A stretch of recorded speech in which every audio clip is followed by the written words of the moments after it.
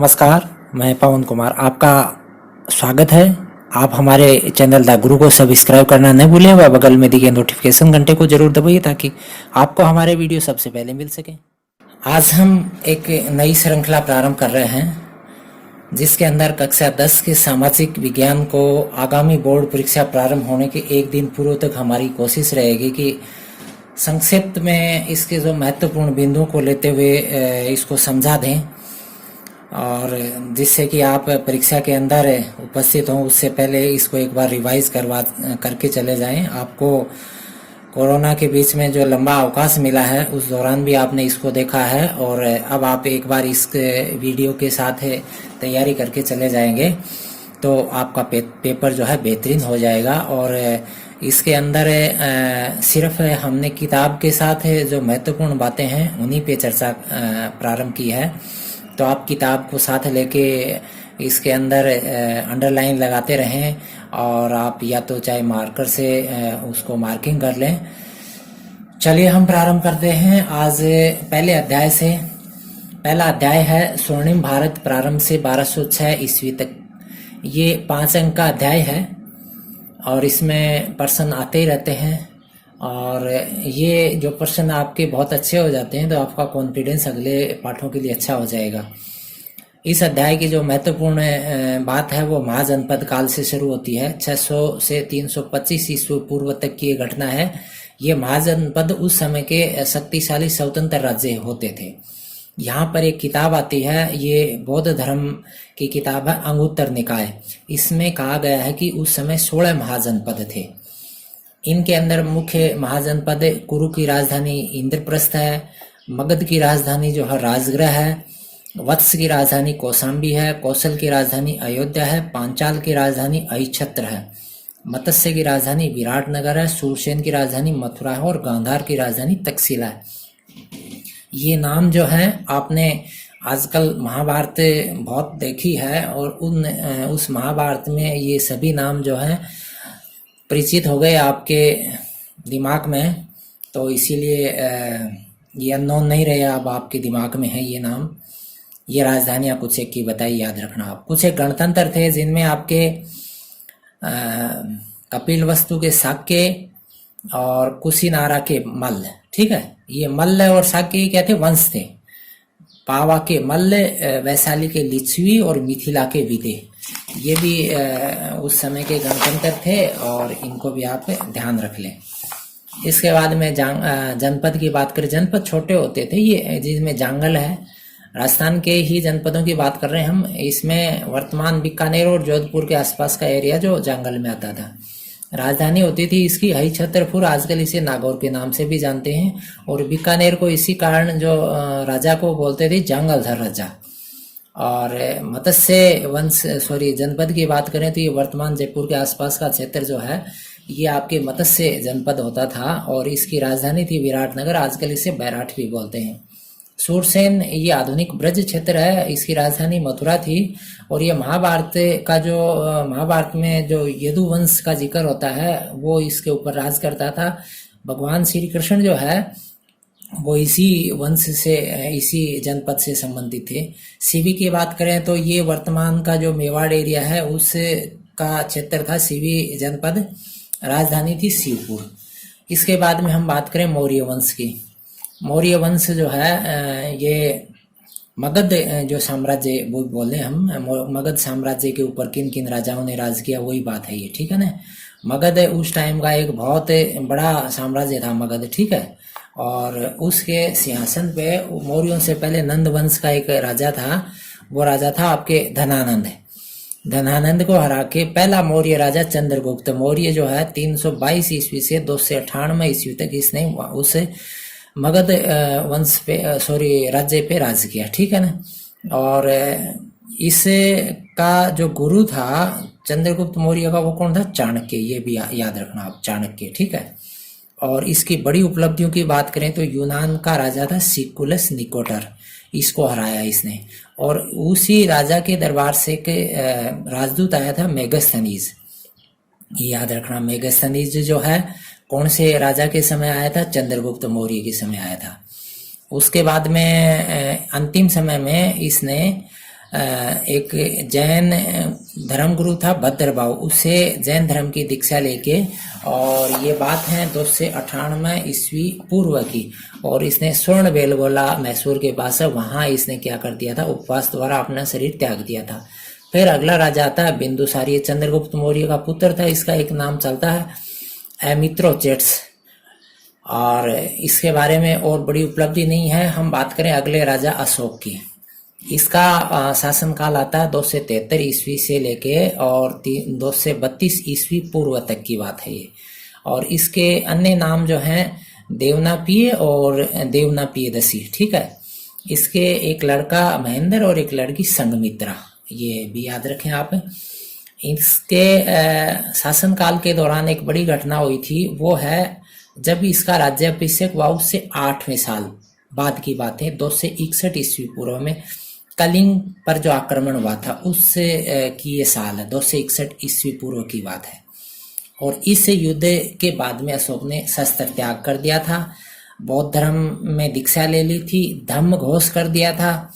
और यहाँ कुछ एक चीज और याद रखना, राज्याभिषेक के 10वें साल में बोध गया और 20वें साल में लुम्बिनी, कपिल वस्तु भी बोले, वहां की धम्म यात्राएं की थी अशोक ने। फिर धम्म क्या था, अशोक ने मनुष्य की नैतिक उन्नति हेतु जिन आदर्शों का प्रतिपादन किया उसे धम्म कहा गया।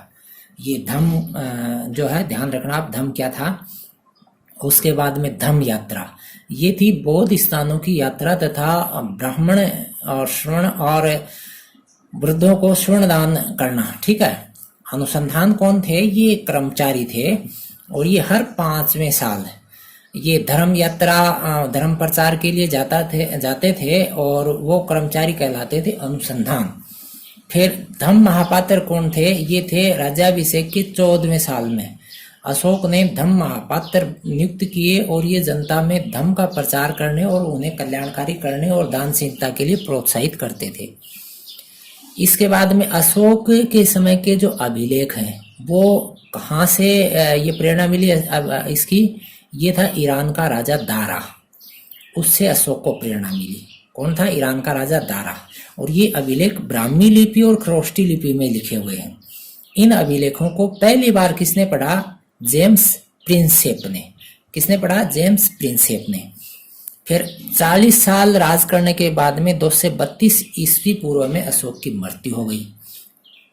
फिर इसके बाद में जो मौर्य वंश के जो अंतिम राजा की बात करें तो ये बृहदस अंतिम राजा था, और उसके ब्राह्मण मंत्री पुष्यमित्र शुंग ने उसकी हत्या करके मगध में शुंग वंश का शासन शुरू कर दिया, ठीक है। मौर्य वंश का शासन जो है मगध में अब खत्म हो गया। अब मौर्य वंश के दौरान प्रशासन के दौरान जो महत्वपूर्ण बातें थी उनको देख लेते हैं। कौटिल्य ने राज्य के 7 अंग बताए थे, राजा, अमात्य, जनपद, दुर्ग, कोष, सेना और मित्र, यानी ये होने चाहिए। इसके बाद में अगर केंद्रीय प्रशासन की बात करें तो अर्थशास्त्र, ये किताब अर्थशास्त्र किताब किसकी थी, कौटिल्य की। इस अर्थशास्त्र किताब में 18 विभाग बताए गए हैं, और इन विभागों को बोलते थे तीर्थ। और विभाग का जो यानी विभाग यानी तीर्थ का अध्यक्ष कौन होता था, महामात्र। और इनमें जैसे आपके मंत्री, पुरोहित, सेनापति, युवराज, ये बड़े बड़े थे उस जमाने के। समाहर्ता कौन होते थे, ये राजस्व एकत्र करते थे, ठीक है ना। जो राजस्व एकत्र करने वाले अधिकारी थे उनको क्या बोलते थे, समाहर्ता। सन्निधाता कौन थे, कोषाध्यक्ष को बोलते थे। सीताध्यक्ष किसको बोलते थे, कृषि विभाग के अध्यक्ष को। फिर अशोक के समय में मगध जो साम्राज्य था वो 5 प्रांतों में बटा हुआ था। उनमें एक तो उत्तरापद था, एक कलिंग था, एक दक्षिणापद था, एक मध्य देश था, ठीक है। और अशोक के जो प्रांत थे वो आगे फिर डिवाइड थे। सबसे छोटी इकाई वो कौन सी थी, वो आपके जो नीचे वाली जो इकाई होती थी, सबसे छोटी इकाई आपके गांव, वो आपके आजकल गांव ही बोलते हैं, पहले भी गांव ही था। ये गांव का मुखिया जो है आजकल सरपंच है, ये पहले गोप होता था। ठीक है ना। ये मुखिया कौन होता था इस इकाई का? गोप, ठीक है, गांव का मुखिया गोप। फिर नगर जो है अशोक मेगास्थनीज ने इसके बारे में लिखा है कि नगर का शासन जो है 30 सदस्यों की कमेटी संभालती थी, ठीक है। इसके बाद में सेना जो थी मौर्य वंश के राजाओं के पास, उसमें 5 विभाग थे: पैदल, अश्व, हाथी, रथ और नौसेना। फिर मेगास्थनीज की किताब है इंडिका, इसमें बहुत सारी बातें लिखी हुई हैं, ये अच्छी किताब है। मेगास्थनीज किताब इंडिका और कौटिल्य की किताब आपके अर्थशास्त्र, ठीक है। मौर्य वंश के समय के न्यायालय 2 प्रकार के थे, एक तो धर्मस्थीय और एक आपके कंटक शोधन। कंटक शोधन में फौजदारी अदालतें, यानी ये फौजदारी मुकदमे यहाँ पर दर्ज होते थे। फिर कौटिल्य ने 4 तरह के वर्ण व्यवस्था का जिक्र किया है, ठीक है। फिर आपके जो किताब है मेगास्थनीज की इंडिका, इसमें भारत के समाज के 7 जो हैं वर्गीय 7 भागों में बांटा भारतीय समाज को। ये 7 भाग कौन से हैं? दार्शनिक, किसान, पशुपालक, शिकारी, कारीगर, शिल्पी, सैनिक, निरीक्षक, सभासद और अन्य शासक वर्ग। इसके बाद में अगला जो वंश आता है, जो अंतिम मौर्य वंश का जो राजा था बृहदस्थ, उसको एक ब्राह्मण मंत्री ने हत्या कर दी थी। और कौन सा वंश आ गया था? शुंग वंश। शुंग वंश का राजा, पहला राजा हुआ पुष्यमित्र शुंग। इसने 2 बार अश्वमेध यज्ञ किया और इसके दरबार में एक बड़ा कवि था, उसका नाम था पतंजलि। आजकल चलता है ना जो योग गुरु पतंजलि, वो किसके दरबार में था? पुष्यमित्र शुंग के। पै से पै याद रखना, पुष्यमित्र के दरबार में पतंजलि, ठीक है। अच्छा, इसके बाद में अगला जो वंश आता है वो सातवाहन वंश। इसका जो राज कहाँ पर था? ये दक्षिणी भारत में इसका राज था। सातवाहन वंश का राज कहाँ था? दक्षिणी भारत में। इसका राजा होता है, पहला राजा सिमुक, और इस राजवंश के कई नाम चलते हैं, आंध्र और सातवाहन दोनों नाम चलते हैं। सातवाहन वंश, आंध्र वंश, ठीक है। इसके जो मेन राजा हुए सातकर्णी प्रथम, इसने अश्वमेध यज्ञ किया था। इसकी राजधानी थी आपके प्रतिष्ठान, इसको पैठन भी बोलते हैं। और इस वंश के जो अन्य राजा गौतमी पुत्र सातकर्णी, वशिष्ठी पुत्र पुलवामी, इनके नामों के पहले आप सातवाहन वंश के राजाओं के नाम के पहले क्या आता है? माता का नाम, जैसे गौतमी का पुत्र सातकर्णी, वशिष्ठी का पुत्र पुलवामी। इसके बाद में जो अगली बातों का जिक्र करें, इसमें आता है ये जो राजा थे सातवाहन वंश, ये हिंदू धर्म के अनुयायी थे। इन्होंने सबसे पहले ब्राह्मणों को भूमि अनुदान प्रारंभ की थी, ठीक है ना। ब्राह्मणों को जो मुक्त, यानी बगैर लगान के जो जमीन दी जाती थी उसको बोलते थे अग्रहार। ये अच्छा प्रश्न है, अग्रहार क्या थे? तो ये भी ध्यान रखना। इन्होंने चैत्य और विहार बनवाए। इनमें बड़ा जो चैत्य है कार्ले का चैत्य, ध्यान देना, कार्ले का चैत्य सातवाहन वंश के राजाओं ने बनवाया था। फिर अगला वंश आता है गुप्त वंश। इस वंश का संस्थापक मानते हैं श्रीगुप्त को, ठीक है। फिर पहला राजा आता है चंद्रगुप्त प्रथम, और ये जो चंद्रगुप्त है ये इस वंश का, यानी ये बताते हैं घटोत्कच के बाद उसका पुत्र चंद्रगुप्त प्रथम गुप्त वंश का शासक हुआ। इससे पहले के जो राजा है महत्वपूर्ण राजा नहीं, यहाँ से ही प्रारंभ मानते हैं इतिहास में। फिर अगला जो राजा आता है समुद्रगुप्त, ये चंद्रगुप्त प्रथम का पुत्र होता है। ये इसका आदर्श था दिग्विजय और एकीकरण, ठीक है। इसके दरबार में एक कवि था हरिसेन, इसका दरबारी हरिसेन। इसने एक प्रशस्ति लिखी, इलाहाबाद प्रशस्ति, ठीक है ना, अभिलेख था ये इलाहाबाद प्रशस्ति। ये ध्यान देना, कई बार पूछ लिया जाता है इलाहाबाद प्रशस्ति जो है वो किसने लिखी। इसके लिए इसका लेखक माना गया हरिसेन को, और किसने लिखवाई? समुद्रगुप्त ने। इसके बाद में इस प्रशस्ति में लिखा हुआ है कि समुद्रगुप्त कभी नहीं आ रहा, किसी से नहीं आ रहा। इसने अश्वमेध यज्ञ भी किया। ये ललित कलाओं में निपुण था, वीणा बजाते हुए भी इसकी एक आकृति, यानी इसकी एक प्रतिमा मिली है।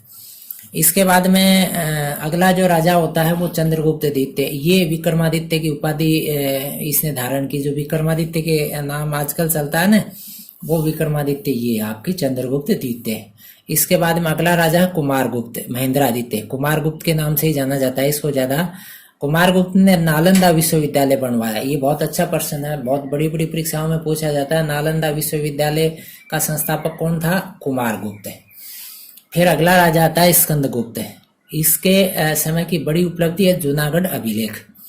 और इसके अलावा इसने एक झील थी मौर्यों की बनवाई हुई, उस झील का जीर्णोद्धार, उस झील का नाम था सुदर्शन झील। ये याद रखना, सुदर्शन झील जो है मौर्य वंश के समय बनाई गई थी और उसका जीर्णोद्धार गुप्त वंश के राजाओं ने किया था। फिर आपके गुप्त वंश की जो अन्य उपलब्धियां हैं, ये वैदिक धर्म को मानते थे। ठीक है, गुप्त वंश के राजा वैदिक धर्म को मानते थे।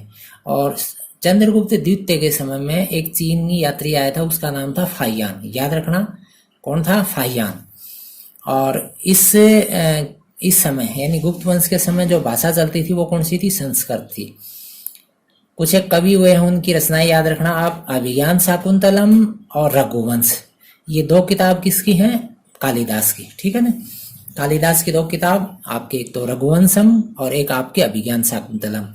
इसके बाद में एक शूद्रक होता है, उसकी किताब का नाम है मृच्छकटिकम। एक होता है विशाखादत्त, इसकी किताब का नाम है मुद्रा राक्षस। मूवी से याद रखना, मूवी, मुंह से मुद्रा और मुद्रा राक्षस, और वी से विशाखादत्त। एक आपके अमरकोश लिखने वाला अमर सिंह। और इसके बाद में जो रामायण महाभारत जो है, इसका जो वर्तमान रूप हम देख रहे हैं ये गुप्त वंश में लिखा गया है। फिर कुछ एक बड़े वैज्ञानिक और कवि आर्यभट्ट, वराहमिहिर, ब्रह्मगुप्त, ये ब्रह्मगुप्त गणित से जुड़ा हुआ था। अजंता की गुफाएं जो हैं उनके कुछ भाग, और दिल्ली के अंदर एक लौह स्तंभ लगा हुआ है, वो भी इसी समय तैयार हुआ था। फिर आता है अगला जो अगली महत्वपूर्ण बात है गुप्त समाज की, गुप्त काल के समाज की। इसमें ये दिया है कि समाज जो है 4 वर्णों में बटा हुआ था और ब्राह्मणों का स्थान जो है काफी ऊंचा था, और 8 तरह के विवाह उस समय चलते थे। फिर अगला जो वंश आता है वो आपके वर्धन वंश, इसे पुष्यभूति वंश भी कहते हैं। ये दिल्ली के निकट थानेश्वर जगह है, वहां पर इन्होंने राज किया। ये शिव के उपासक थे। इस वंश के बड़े राजाओं में प्रभाकर वर्धन, राज्यवर्धन और हर्षवर्धन। हर्षवर्धन ने 606 से लेकर 647 ईस्वी तक राज किया, 40 साल तक राज किया। और इस साम्राज्य की राजधानी थी कन्नौज। हर्ष ने काफी लंबे क्षेत्र पे राज किया था। हर्षवर्धन ने इसकी राजधानी कहाँ थी? कन्नौज। कन्नौज जो बाद में एक बहुत बड़ा केंद्र, और उसको पाने के लिए बहुत लंबा संघर्ष हुआ। इसके समय की एक बड़ी उपलब्धि आप याद रखना, इसने यानी हर्षवर्धन ने हर 5वें साल प्रयाग में गंगा और यमुना के संगम पर एक महोत्सव से प्रारंभ करवाया था। और उस महोत्सव में चीनी यात्री फाहियान भी रहा था। और ये महोत्सव आजकल जो है आपके, जिसको हम ये हर 12वें या 5वें साल पे होता रहता है, कुंभ के नाम से जानते हैं। तो ये याद रखना, कुंभ किसने प्रारंभ करवाया? आपके हर्षवर्धन ने। और हर्षवर्धन के टाइम में एक ये चीनी यात्री आया था ह्वेनसांग, है याद रखना, है ह्वेनसांग और है हर्षवर्धन। ठीक है। इसके बाद में जो अगला जो राजवंश आता है वो आता है आपके पाल वंश। पाल वंश ये बंगाल के आसपास के क्षेत्रों में राज किया। 750 के आसपास गोपाल राजा ने इसकी स्थापना की। इसके अलावा इसमें वंश में धर्मपाल भी हुआ है। यहाँ एक संघर्ष याद करना, त्रिकोणात्मक संघर्ष, ये प्रतिहार राष्ट्रकूटों के बीच में हुआ था। यानी ये 3 वंश यानी प्रतिहार, राष्ट्रकूट और पाल, इन तीनों के बीच में लंबे समय तक, कई पीढ़ियों तक ये संघर्ष चला। इसको बोलते हैं त्रिकोणात्मक संघर्ष। इस समय राजधानी जो थी वो पाटलिपुत्र से बंगाल ट्रांसफर हुई। ठीक है।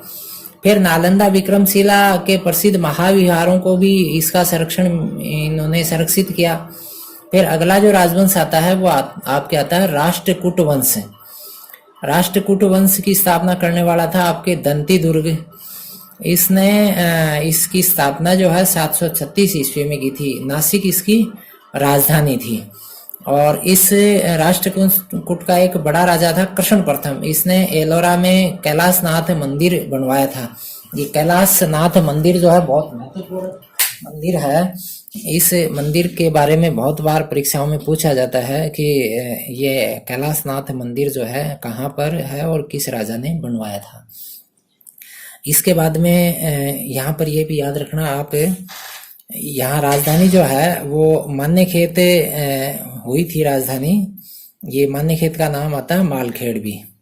और ये वैदिक धर्म के प्रबल समर्थक राजा हुए हैं। ठीक है, वैदिक धर्म के प्रबल समर्थक, वैदिक धर्म के ज्यादातर जो राजा हैं वो आपके वैदिक धर्म के ही समर्थक थे।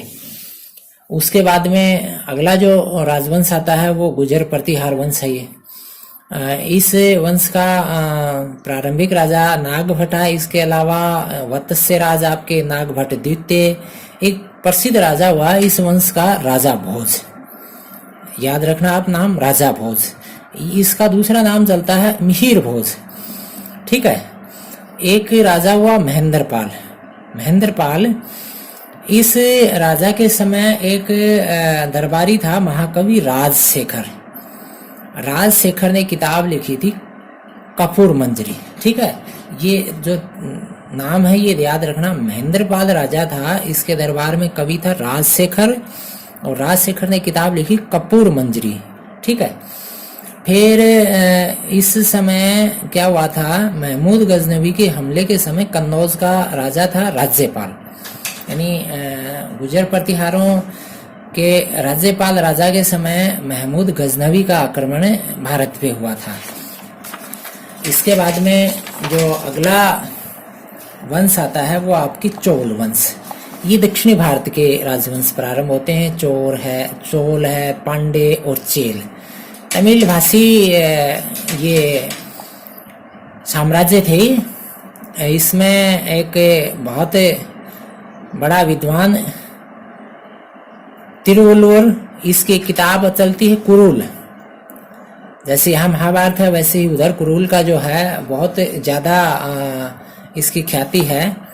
और इसका राजा एक यानी चोल वंश का प्रसिद्ध राजा, प्रारंभिक राजा करिकाल। और इस समय जो चोल वंश के दौरान कावेरी नदी के ऊपर एक बहुत बड़ा यानी 100 मील लंबा बांध बनाया गया था। और राजधानी जो है वो कावेरी पत्तनम हो गई थी, चोलों की राजधानी। और पांड्यों की राजधानी कहाँ थी? मथुरा थी। चोलों का एक राजा, फेमस राजा राज प्रथम, ध्यान देना, राज प्रथम, इसका बनवाया हुआ एक प्रसिद्ध मंदिर तंजौर में भगवान शिव का राजराजेश्वर मंदिर, जिसे बृहदेश्वर मंदिर भी कहते हैं, ये है। फिर चोल वंश के प्रशासन की बात करें तो इसके दौरान जो ग्रामीण पंचायत व्यवस्था थी यानी प्रणाली थी, इसको बहुत सुदृढ़ किया गया। और राज्य को 6 प्रांतों में बांटते थे जिनको मंडलम बोलते थे। ठीक है ना। बाद में इसको कोट्टम और नाडु, जैसे तमिलनाडु, नाडु जुड़ता है ना नाम के आगे, ऐसे ये आपके उप विभाग होते थे उस समय के। अच्छा, इसके बाद में चोल कला की बात करें तो ये जो चोल कला है द्रविड़ शैली के मंदिरों में झलकती है। ठीक है ना, द्रविड़ शैली के, अपने यहाँ के मंदिर अलग शैली के हैं और दक्षिणी भारत के मंदिर जो है वो द्रविड़ शैली के हैं। समाज की बात करें तो चोल राजा है वो शैव धर्मानुयायी थे, यानी शैव धर्म को मानने वाले थे। चोलों के बाद में हम बात करें, अगला जो राजवंश है वो है पल्लव वंश। पल्लव वंश के महत्वपूर्ण राजाओं में महेंद्र वर्मा प्रथम, नरसिंह वर्मा द्वितीय, ये प्रसिद्ध राजा हुए हैं। महेंद्र वर्मा महान वास्तु निर्माता थे। महेंद्र वर्मा प्रथम ने एक नाटक लिखा, इसका नाम था मत विलास प्रहसन। ध्यान देना, मैं से मैं, देखो महेंद्र और मत, महेंद्र वर्मा प्रथम का एक नाटक है मत विलास प्रहसन। ठीक है। और इससे के यानी इन राजाओं के समय में, पल्लव वंश के समय में जो राजधानी थी वो आपके कहाँ थी? महामल्लपुरम। और ये इनका बसाया हुआ ही था। ठीक है ना, महाबलीपुरम भी बोले। और यहाँ पर रथ मंदिर है। ठीक है ना, रथ मंदिर ये किनके बनवाए हुए? पल्लवों की, याद रखना। और कांची में भी बहुत सारे मंदिर बनवाए इन्हें, जो कांची कामकोटी पीठ के नाम से आजकल जो फेमस जगह है, वो कांची जो है वो पल्लव वंश के द्वारा ही आपके विकसित की हुई जगह है। फिर चालुक्य वंश की बात करें, इस वंश का एक प्रसिद्ध राजा होता है पुलिकेशन प्रथम, इसने अश्वमेध किया। पुलिकेशन द्वितीय भी हुआ इस वंश का एक राजा। कल्याणी राजधानी स्थापित हुई इस दौरान चालुक्य राजाओं में, ठीक है ना, कल्याणी। और इस वंश पल्लव वंश के दौरान एक प्रसिद्ध कवि होता है विल्लन कवि ने एक किताब लिखी थी, उसका नाम था विक्रमांक देवचरित, ठीक है। ये विक्रमादित्य के जीवन पर आधारित किताब थी, विक्रमांक देवचरित। इसके अलावा याज्ञवल्क्य स्मृति की मिताक्षरा व्याख्या के लेखक प्रसिद्ध विधिवेता विज्ञानेश्वर चालुक्यों की राजधानी कल्याणी में ही रहते थे, ठीक है ना। ये आपके विज्ञानेश्वर की बात है, ठीक है। इसने आपके आप ये जो स्मृतियां जो हैं, उस समय स्मृतियां जो हैं उनके ऊपर भी याज्ञवल्क्य की स्मृति जो है जिसको मिताक्षरा, ये इसका लेखक जो है विज्ञानेश्वर, ये भी उसी समय का है। फिर जो वंश आते हैं उनमें जैसे आपके छोटे वंश जो है जो बाहर से आए थे बाह्य आक्रमण, ठीक है। इनमें शक वंश, ये लड़ाकू जाति थी और ये 71 ईस्वी पूर्व में भारत आए थे, ठीक है। ये कहीं से पहाड़ों में से हिमालय वाले क्षेत्र से आक्रमण करते हुए लड़ाकू जाती थी, भारत पे आक्रमण किया, शक वंश, ध्यान देना, शक वंश। और इस वंश का एक महान राजा होता है रुद्रदामन, ठीक है ना। शक वंश का एक राजा आप याद रखना, रुद्रदामन। फिर आता है हुण वंश, ये मध्य एशिया से एक बर्बर जाति, ठीक है। और इसने उस समय जब भारत में आए तो वहां पर भारत में किसका राज था, स्कंदगुप्त का, ठीक है। और हुण वंश का एक राजा होता है मिहिर कुल, हुण वंश का एक प्रसिद्ध राजा है मिहिर कुल। फिर कुषाण वंश आता है, कुषाण वंश का एक फेमस राजा होता है कनिष्क राजा है। कनिष्क की जो महत्वपूर्ण जो उपलब्धियां हैं इसमें आप ध्यान देना, इसने कश्मीर में एक बौद्ध संगति करवाई थी। कौन सी संगति थी वो? चौथे नंबर की संगति थी। और इस संगति के अंदर जो है ये कश्मीर में कहाँ हुआ थी? कुंडवलन में। और ये इसका जो आचार्य था पार्श्व, ठीक है। तो आप तो इतना याद रखना, कश्मीर में इसने चौथी बौद्ध संगति करवाई थी। इसने इसकी प्रथम राजधानी पेशावर पुरुषपुर और दूसरी राजधानी इसकी मथुरा, यानी ये पुरुषपुर तो बसाया हुआ था इसका। और एक महत्वपूर्ण जो उपलब्धि आप याद रखना, कनिष्क ने 78 ईस्वी में एक नया संवत चलाया जिसे शक संवत के नाम से जानते हैं। शक संवत जो आज भी चलती है, ये किसकी चलाई हुई? कनिष्क की। 78 ईस्वी में ये चला दी थी, ठीक है। और कनिष्क का एक बसाया हुआ शहर है कश्मीर में, कनिष्कपुर। और कनिष्क के दरबार में वसुमित्र, अश्वमेध, नागार्जुन, चरक, ये बड़े बड़े विद्वान होते थे। और ये बौद्ध धर्म से जुड़ा हुआ था। कनिष्क राजा कौन से धर्म से जुड़ा हुआ था? बौद्ध धर्म से।